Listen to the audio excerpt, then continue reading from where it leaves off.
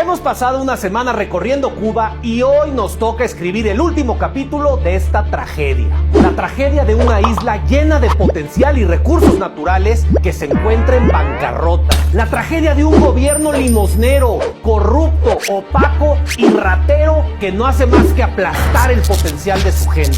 La tragedia de un modelo económico que una y otra vez ha demostrado que no funciona, pero que en Cuba siguen aplicando. La tragedia de millones de cubanos que arriesgan su vida para escapar del supuesto paraíso que les dio Fidel Castro. La tragedia de millones de voces, protestas y canciones silenciadas por la represión.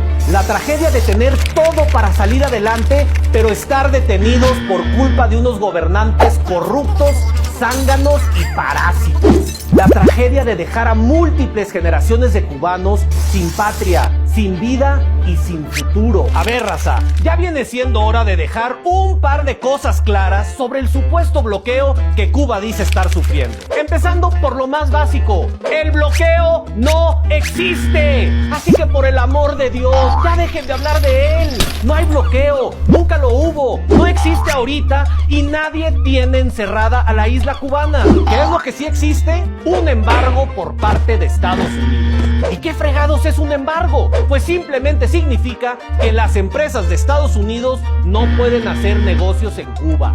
¡Punto! Pero no se confundan, el embargo sigue permitiendo que los malvados gringos puedan enviar dinero, comida y medicinas a la isla. Y lo que nadie les cuenta es que Estados Unidos es uno de los países que más alimentos le vende a Cuba. Así de malvados son esos gringos. Fuera de Estados Unidos, Cuba puede comerciar con quien quiera y de hecho lo hace con más de 80 países. ¿Saben quién le vende el 40% de todo lo que compra Cuba? Países como España, Italia, Alemania, Francia y Holanda. ¡Puros amigos de los gringos! Les digo, compadre, ¿cuál mendigo bloqueo?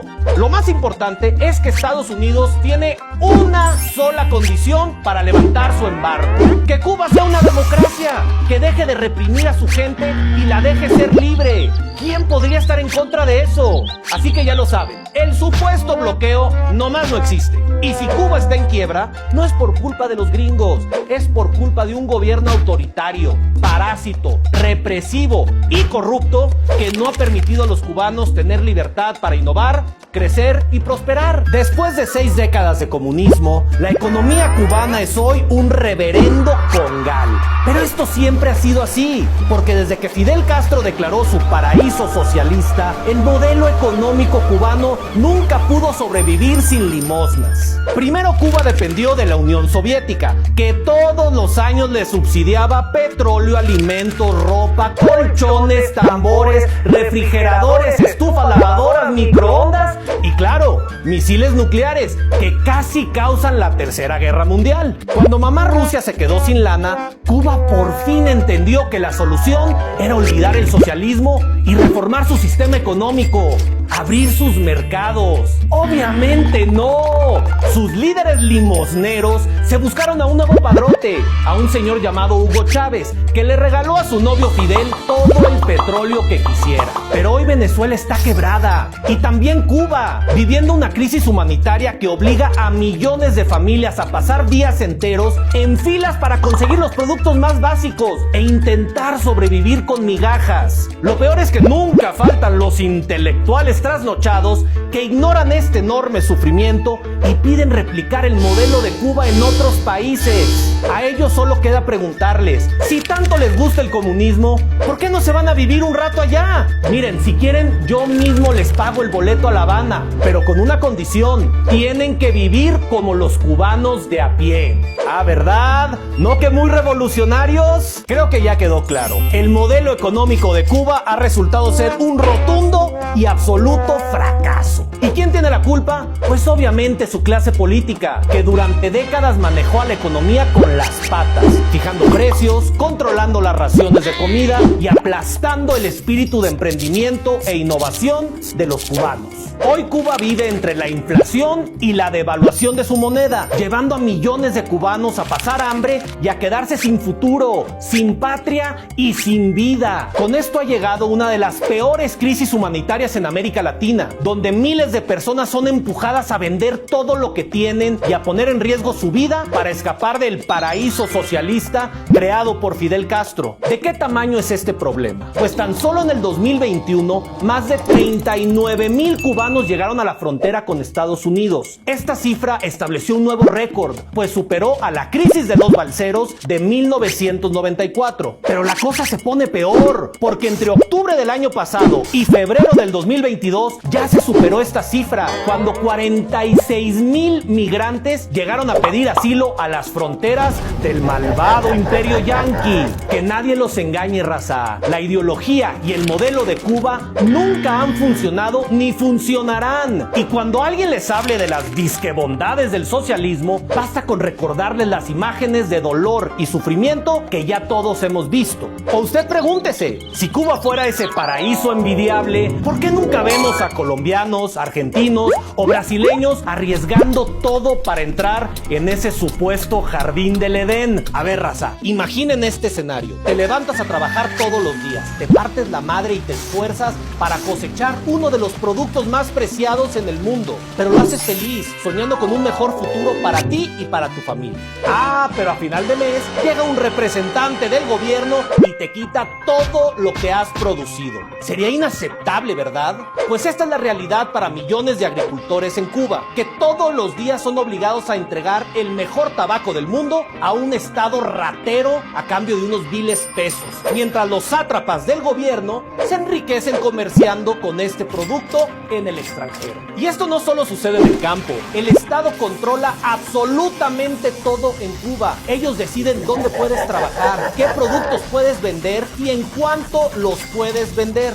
En pocas palabras, estamos hablando de un gobierno de parásitos que le succiona la vida a su gente. Las consecuencias de esto son obvias. Cuba se ha convertido en una fábrica de miseria, en un país repleto de pobreza y marginación y ausente de innovación, inversión y de futuro. Porque cuando el gobierno te roba tu trabajo, no solo te está quitando los frutos de tu esfuerzo, también te está despojando de tu espíritu emprendedor. Es un sistema donde de nada sirve esforzarse, de nada sirve soñar con un mejor futuro, de nada sirve partirte el lomo para ganar más y mejorar tu vida. Al final, todo termina en las manos de unos burócratas zánganos que viven la buena vida. Pero a estas alturas del partido, esto ya no debe sorprendernos. Hemos aprendido que el gobierno de Cuba no solo es limosnero, inepto y mentiroso. Ahora hay que agregarles también los adjetivos de parásito y ratero. Ahí les va una retadora. ¿Cuál creen ustedes que es el nivel de pobreza en Cuba? ¿No lo saben? Ni se apuren. Resulta que nadie tiene ni idea. Todo esto porque Cuba es el único país en América que no publica su índice de pobreza, ni el de desigualdad, ni el costo de la canasta básica, ni las carencias de su gente. Es tan opaco el gobierno de Cuba que no publica cifras de nada. ¿Qué país es igual? Corea del Norte. Hay para que se den una idea de la calaña con la que estamos tratando. Pero existen estimaciones independientes que indican que más del 70% de las familias cubanas viven en pobreza extrema. Sí, escucharon bien. 7 de cada 10 hogares en Cuba no tienen dinero para cubrir sus necesidades más básicas. Y la situación es todavía peor en el campo, donde todas estas carencias se multiplican. Muchos defensores de la tiranía cubana suelen culpar a los gringos por la crisis, repitiendo una y otra vez la cantaleta del mentado bloqueo. Pero que no los engañen, Cuba no está bloqueada y puede comerciar con quien quiera. Y de hecho lo hace con más de 80 países. Más bien es su propio gobierno y su manejo de la economía lo que ha causado este desastre. Que no les vean la cara. Aquí la cosa es muy sencilla. Cuba está en bancarrota y hundida en la pobreza por mantener un sistema económico centralizado, donde el gobierno es dueño de todo, donde las expropiaciones son comunes y donde no existe un Estado de Derecho. Pero sin cifras oficiales, el gobierno puede inventarse cualquier historia que quiera. Pues así que conveniente, ¿no? Pero lo que da más coraje es que todos sabemos lo que Cuba necesita para salir adelante y ser un país próspero. Reformar su sistema económico, dejar atrás su ideología trasnochada, permitir la libre competencia, la libertad de consumo, la libertad de producción, de inversión, de empleo, la libertad financiera, promover la eficiencia jurídica y la eficiencia regulatoria. Todo esto se lo dejo de tarea al gobierno actual de Cuba. Porque si ya saben que van camino al infierno, ¿Para qué fregados siguen escarbando? ¡Date cuenta, compadre!